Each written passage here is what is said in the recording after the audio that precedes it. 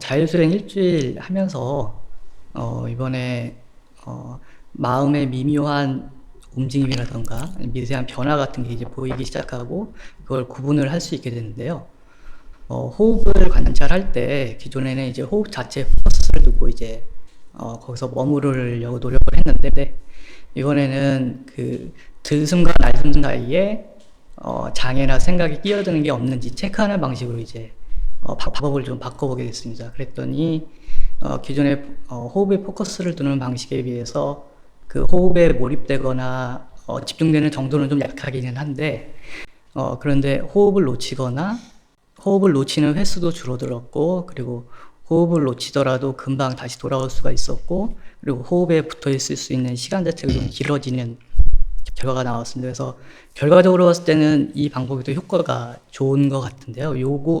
이렇게 관찰 방법을 변경하게 된 이유가 호흡이 고요해지고 사라지고 그리고 빛이 뜨는 과정이 몇 번 겪기는 했는데 이게 제가 하고 싶다고 해서 되는 게 아니고 노력을 해도 되는 게 아니더라고요. 그래서 그거에 대한 방법을 찾다가 이제 그 호흡을 관찰하는 방법을 변경을 하게 됐는데 이런 식으로 관찰을 해도 괜찮은 건지. 예, 그게 지금 여기서 우리가 가리키는 방식의 핵심 중에 하나입니다. 호흡이라고 하는 것을 이제 우리가 호흡이라고 하는 건 하나의 방편이잖아요. 그죠? 숨이 들어가고 나가는 여기다 우리가 어디인가 마음을 둘 곳은 있어야 되거든요. 특히 이 숨이라고 하는 거는 우리 의식하고 상당히 밀접한 관계가 있어요. 그러니까 숨이 거친데 마음이 고요하다거나 숨이 고요한데 마음이 거친 경우는 거의 없어요. 숨과 마음은 되게 비슷하게 같이 가거든요. 그래서 이 숨을 알아차리는 것 자체가 우리 마음을 빨리 안정시켜 주는데 효과가 되게 뛰어납니다. 이거는 뭐 현대 과학에서도 많이 증명이 된 사실이에요. 호흡 중추에서 세로토닌인가 뭐 그런 이제 우리 마음에 좀 고요하게 하고 좀 평화롭게 하는 그런 호르몬 같은 것도 배출된다고 이야기하잖아요. 그래서 이 호흡 중추가 이제 우리한테는 되게 중요한데 이거를 수행에 활용하신 부위라고 보시면 돼요. 그래서 이 호흡을 통해서 마음을 이제 호흡에다 두되 호흡에 계속 막 집중을 하려고 하면 그 집중도가 높아지기 때문에 더 막 이게 수행이 집중이 잘 되는 것 같고 집중도 높아지고 이런 느낌을 가질 수는 있거든요. 근데 그건 오래 지속하기 힘들고 또 그걸로 인한 부작용이 되게 많습니다. 잘못하면 상기도 되고 또 하여튼 여러 가지 부작용이 많은데 그게 아니라 이 호흡이라는 걸 방편으로 해서 여기에 이제 예를 들자면 아란이 된 분들 같은 경우는 자기가 생각을 하고 싶으면 생각을 할 수 있고 생각하기 싫으면 안 할 수 있다 그러거든요. 그러니까 마음을 일어나고 사라지는 것을 통제할 수는 없지만 마음 자체는 제어할 수 있거든요. 아란들은 이제 내가 호흡에 머물겠다 하면 그냥 머물러질 수가 있는데 그러면 보통 사람들이 이게 안 되는 이유가 뭐겠어요? 번뇌가 있기 때문이잖아요. 그러니까 번뇌가 있으니까 자꾸 딴 생각도 하고 이 생각도 하고 그러니까 마음이 거의 고요해지지 않는 건데 그래서 특히나 이 삼매를 방해하는 가장 대표적인 걸 5장애라고 하잖아요.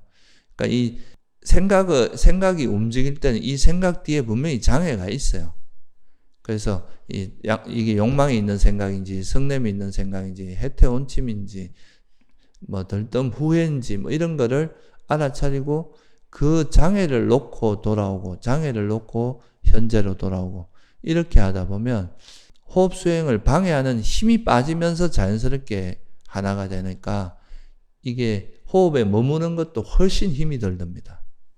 편안하고 그러니까 지속할 수 있는 시간도 길고 그리고 또 그렇게 하면서 내가 수행할 때 호흡 수행할 때 그 호흡 수행을 방해하는 마음 상태가 어떤 거다. 나는 주로 뭔가 자꾸 너무 빨리 결과를 얻으려고 한다거나 잘 안 되면 또 화를 내거나 그런 어떤 자기 나름대로 수행을 해 나갈 때 그 수행을 방해하는 대표적인 장애가 뭔지도 스스로 파악하게 될 거 아니에요. 그죠? 그러면 이제 이게 호흡 수행을 방해하는 요소가 이러이러한 것들이 있고 이 장애를 어떻게 놓으니까 이제 마음이 빨리 고요해지고 편안해지더라 하는 거를 스스로 터득해가면 그런 노하우를 터득해가면서 삼매를 닦아 나가야 될 거 아니에요. 그래서 이제 그런 방법이 되게 중요하다고 보는 겁니다. 그러고 어린애들이 있는데 이 어린애가 밖에 나가서 놀고 싶은데 이제 나가면 위험하다고 그냥 집 안에만 있으라고 부모님이 나가지 말아 해서 그냥 집에 가만히 있는 거 하고 내가 이래 보니까 밖에 나가면 위험 요소도 있고 이것이 스스로 볼 때도 되게 위험하다고 스스로 이해해서 나가봐야 사실 별 거 없고 여기 있는 게 더 편안하고 고요하다. 오히려 더 행복하다. 안전하다. 이래서 그냥 방 안에 있는 사람은 오래 있어도 지루하지 않을 거 아니에요. 그죠? 근데 나는 나가고 싶은데 억지로 막 이렇게 억누르고 있는 마음 상태는 틈만 나면 나가려고 할 거 아니에요. 그래서 이게 이제 어떻게 보면 수행에서 되게 중요한 포인트거든요.